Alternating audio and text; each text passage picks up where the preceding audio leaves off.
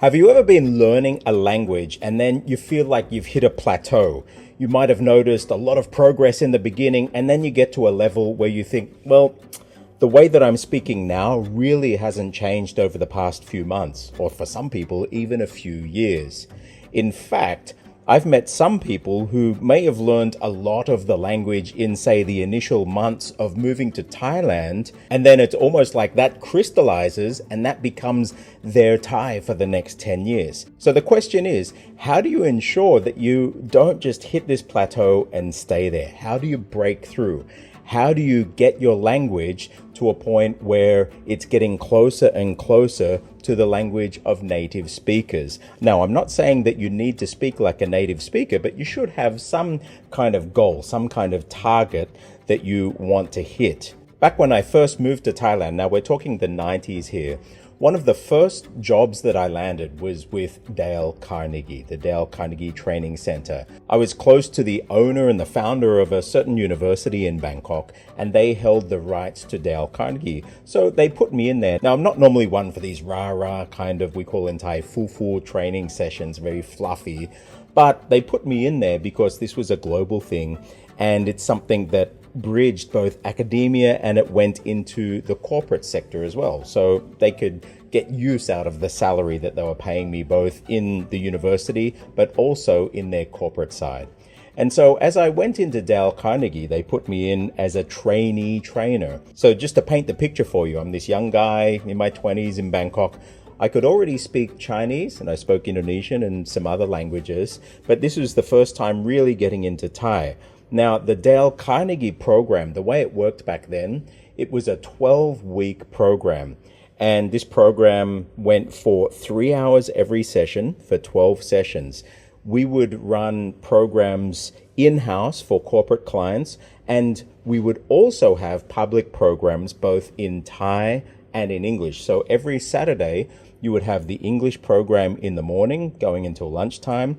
You'd have a break, and then they would have the Thai session of the Dale Carnegie program. Companies would send their employees in, and there were also individuals who wanted to get into the Dale Carnegie program just for self-development. Now, for those who don't know the Dale Carnegie program, Dale Carnegie back between 1916 and 1935 wrote the book How to Win Friends and Influence People. What he did was get all of the writings and the stories from leaders, everyone back from biblical times through to modern leaders from all throughout history and from all over the world. And he wanted to see what made them a leader, and he built this into a program. The initial driving factor for this program was Dale Carnegie was in New York City and he was running presentation workshops for business people.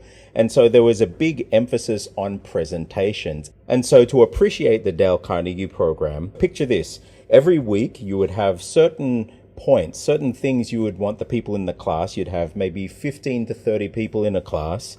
And you'd say, okay, this next week in your workplace, with your wife, with your husband, with your family, you need to implement these 3 points, these 3 things.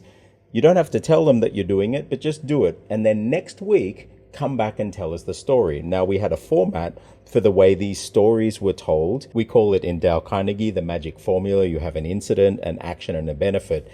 And there was a time limit of usually around 90 seconds or 2 minutes for the people to tell their stories. So could you picture this? Every single week on Saturdays, we had the English 3 hours in the morning, Thai in the afternoon.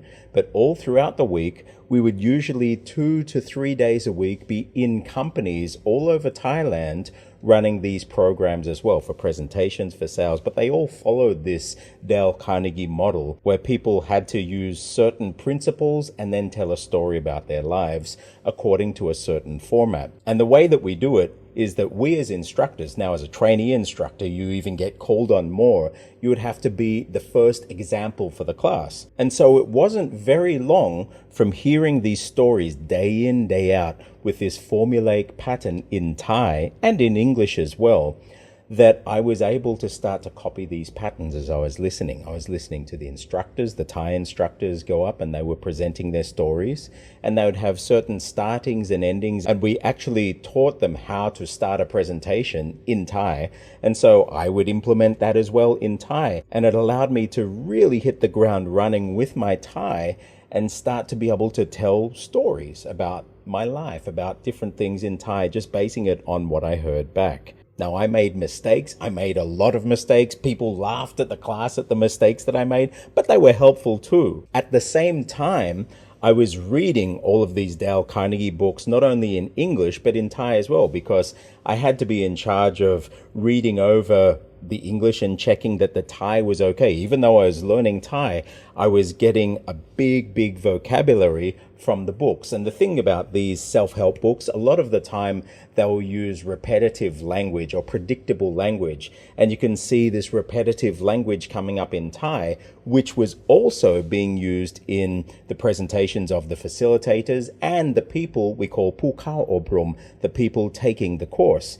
And so you imagine that I'm growing out my vocabulary. I'm getting so much input from reading, listening to audiobooks, but also listening to the class participants and the facilitators present in Thai almost every single day. We would also have rehearsals for class as well. So that's added input that you get. And then in any given class, you're listening from anything to 15, 20, 30 presentations in 60-second to 90-second blocks. That is amazing input. I was noticing patterns. I was noticing how people were breathing. I was noticing facial expressions. I was noticing body language, because as part of being a Dale Carnegie trainer, you have to coach on body language. Are they moving too much? Are they using movement with purpose? All of these things that you would do in, say, a presentation workshop, I was learning that, but also having to coach and do these things in Thai. Now, it took over 2 years to go through almost an apprenticeship as a facilitator in the Dale Carnegie course. Finally, I was able to go to Washington, D.C.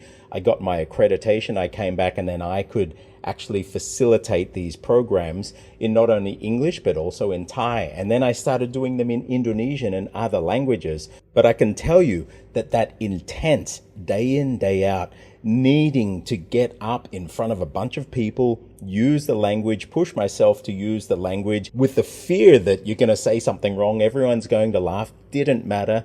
I would learn from people, I could ask questions, but I had to be out there doing it, as well as doing the other work of translating books, checking translations from Thai into English or English into Thai. I was learning vocabulary, I was learning idioms, I was learning the culture, I was learning from the stories that people were telling me, not just the story that they were telling me, but I was getting insights into how they think, the culture, all of these different things, family relations that they were talking about that were different to the cultures that I knew, or maybe they resembled some things in Indonesian culture or Chinese culture that I already knew. But there's one thing that I wasn't doing. I wasn't sitting in a classroom with one teacher just having them teach me. In my eyes, it's impossible to develop a real facility in the language if you're just sitting there with a teacher and them teaching you.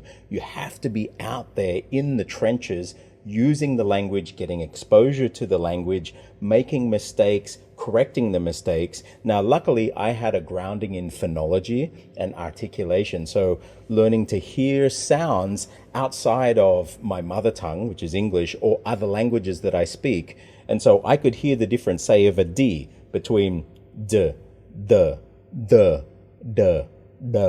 You can hear they're different. Even though I hadn't made some of these sounds before, I can place them and start practicing them, even though they're different to my mother tongue. So sometimes, because I had so much opportunity to observe native speakers speaking, I might just focus on, how do they say totahan? T. Okay. And then how do they say bobai mai? And I would listen for every occurrence in bobai mai in a presentation. I'd look at the difference between female speakers versus male speakers. I'd look at, are the tones really what they say they are? Are they really working in those ranges, or do they shift? The fact that I had so much exposure to native usage of the language, I had an amazing opportunity to fine-tune what was going on with the language inside of me, and then get up and use the language. And then years later, as a Thai TV presenter, when I had a TV show, they had people helping to coach me as a Thai TV presenter, because it's not just normal speaking then. You have to really put tat for everybody to understand you. And I actually had a rule then that I didn't want them to refer to me as the token Falang. Just speak to me as a normal presenter. But I had to earn that, so I had to speak naturally so they could speak to me like they would with any other Thai person. So they had somebody coming in and coaching me, ensuring that my prosody, ensuring that the sounds that were coming out of my mouth felt natural to a Thai. I think the point that I'm making is that if you're hitting a plateau where you think that you're, say, at this beginner intermediate level and you don't feel that your language is getting anywhere, what are you doing to push through? Now, we have an amazing opportunity now with AI and all of these tools out there where you can actually build experiences for you in the language. You can generate text. You can generate texts in the language of an 8-year-old, of a 12-year-old, of a 20-year-old, of a 50-year-old, of a university professor versus a TV presenter. You can get ChatGPT to do all of these things. You can hear the language through different speakers on this. But even with all of these tools per se, it won't be much use unless you really get out there in the trenches and you use it. And I would challenge people too. Some people say that I'm an intermediate speaker in Thai. Are you really? What are you using to gauge that? You may well be an intermediate speaker in Thai, but if you just feel confident in saying the things that you're used to saying in Thai, maybe the scope of that stuff is quite narrow. So even if you think that you're reading okay and people are understanding you, I would challenge you to push yourself out of your comfort zone. If you are in Thailand, you can join a Toastmasters club where you present in Thai. Don't join the English one, join the Thai version, and you'll have a similar experience to what I had as a Dale Carnegie trainer. You'll be able to be in there, and we actually recommended a lot of people to continue their journey in presenting and being a public speaker to go and join Toastmasters, because you'll get that experience and you'll get feedback from native speakers, and you'll be able to observe how they use the language, how they use body language and all of these other meta things that are going on. You'll see the placement of their tongue and their mouth and their teeth as they speak,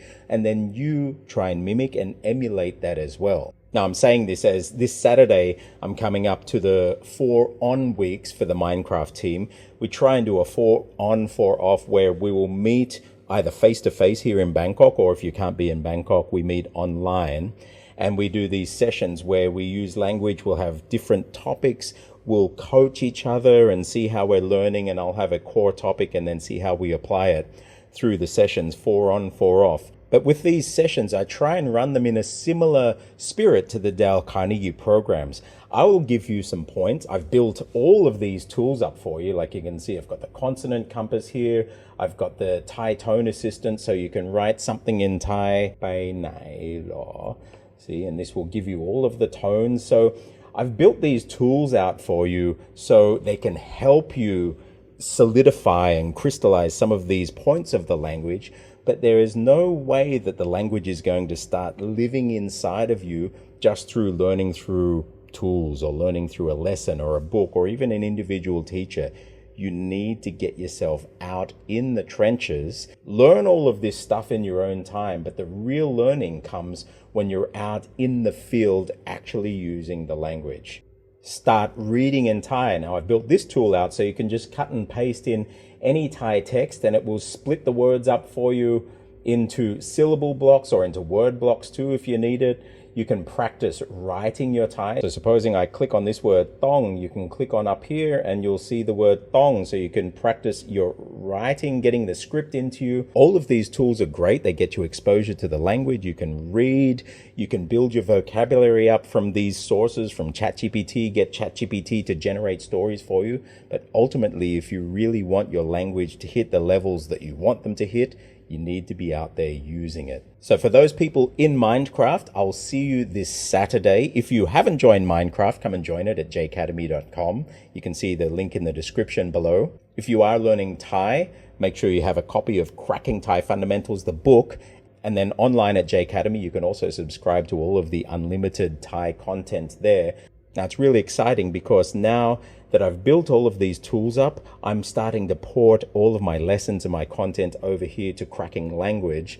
And I want to break myself away from this third-party LMS learning platform and build it all into my own system and teach the way that I want to teach. But actually, I don't know if I want to use the word teach. I want to empower people to be able to have the tools and have the weapons that they need to be able to go out in the field and get the language from the field into them so that you can get your language to that level that you want it to be at. For those people on Saturday, I'll see you this Saturday. I'm Stuart J. Raj. I'll see you on the other side.